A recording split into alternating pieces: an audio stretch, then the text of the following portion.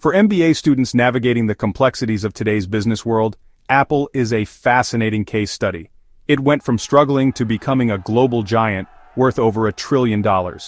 This wasn't by chance. Apple did this by changing the rules of the game. How did Apple not just compete, but create new markets where competition didn't matter? Apple's rise shows how strategic thinking can go beyond industry limits. Many companies fight in crowded markets, leading to fierce competition.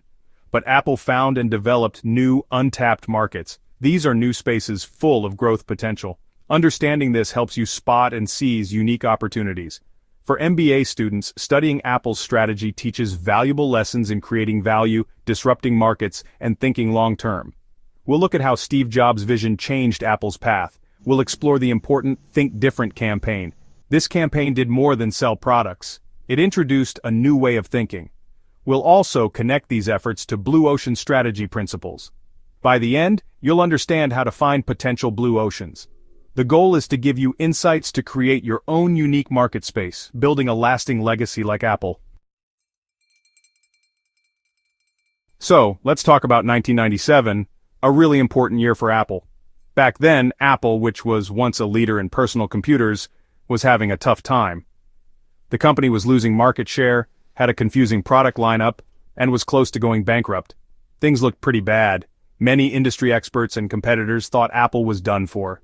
But then, something big happened. Steve Jobs came back. When he returned as interim CEO, it marked the start of an amazing turnaround. Jobs brought a clear vision and a strong focus on innovation.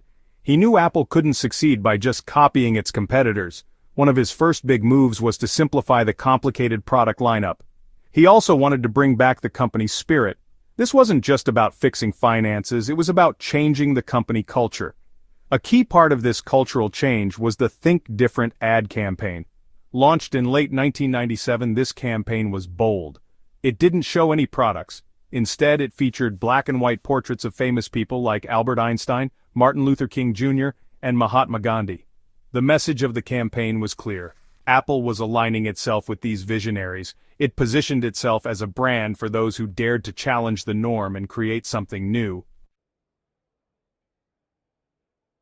To really get how Apple nailed it with their strategy, we need to dive into Blue Ocean strategy.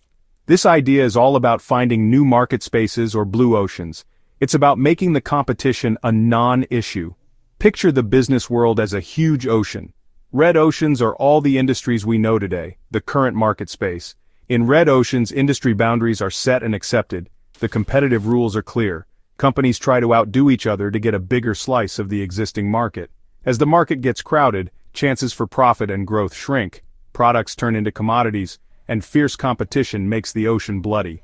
Blue oceans, on the other hand, are all the industries that don't exist yet. This is the unknown market space, free from competition. In blue oceans, demand is created rather than fought over. There's plenty of room for growth that's both profitable and fast. Here, competition doesn't matter because the rules are yet to be made. Blue Ocean strategy gives a clear way to go after this. It's about value innovation, doing things differently and cheaply at the same time.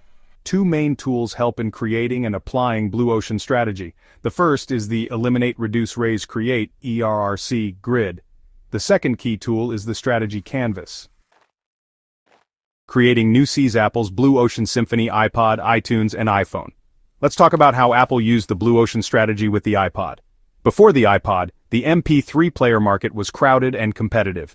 It was full of clunky devices, hard-to-use software, and limited storage. Apple didn't invent the MP3 player. Instead, they reimagined the whole experience. Using the ERRC grid, Apple got rid of complex buttons and confusing interfaces. They made the iPod smaller and lighter. They increased storage, 1,000 songs in your pocket, and made it super easy to use with the click wheel. They also integrated it with iTunes, making music management a breeze. The iTunes Store, launched in 2003, was another smart move. Back then, digital music was mostly about illegal file sharing. The music industry was having a tough time. Apple created a legal, affordable, and easy way to buy digital music. This made physical CDs less necessary for many people. They priced songs at 99 cents each, making them accessible. They improved the convenience and quality of digital music. They built a huge, legitimate digital music marketplace integrated with the iPod. Then came the iPhone in 2007. The mobile phone market was already mature, with many established players. Apple didn't just join this market, they redefined it.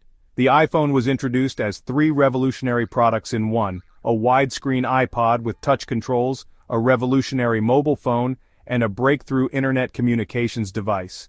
Apple removed the physical keyboard and introduced a multi-touch interface. They created the App Store, a new ecosystem for software and services. Apple wasn't just selling gadgets, they were offering new ways to enjoy music, consume media, and communicate. Section 5. Lessons from the Orchard: Actionable Insights from Apple's Innovation Playbook.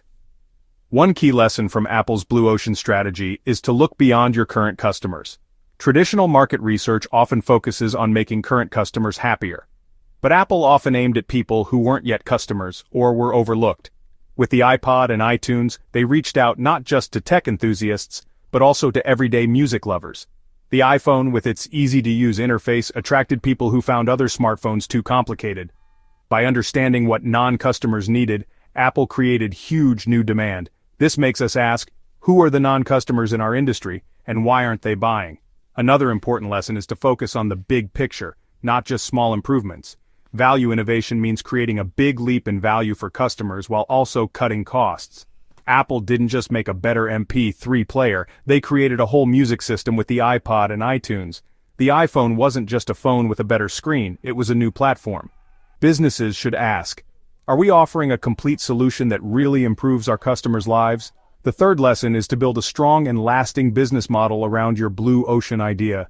Creating a new market is one thing, making money from it and protecting it is another. Apple did this well with its ecosystem strategy.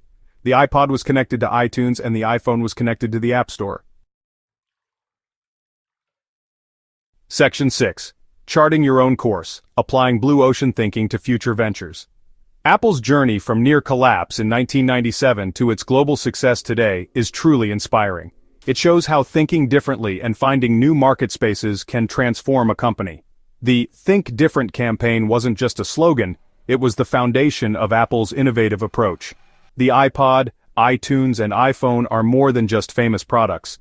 They are results of a strategy focused on redefining value and user experience. They show how creating new demand can be more rewarding than competing in crowded markets.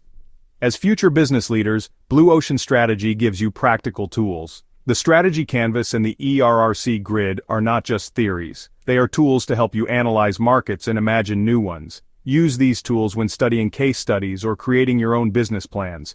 Ask yourself tough questions. What can we eliminate or reduce that the industry takes for granted?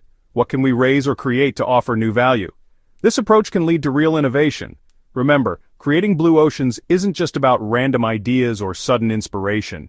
While vision is important, Blue Ocean Strategy offers a structured method. It helps shift your mindset from competing in markets to creating new ones. This process reduces the risk of innovation by focusing on what customers truly value. Apple's story shows that these strategic moves can be learned and systematically applied. So as you move forward in your studies and careers, remember these lessons. Aim not just to compete, but to make the competition irrelevant.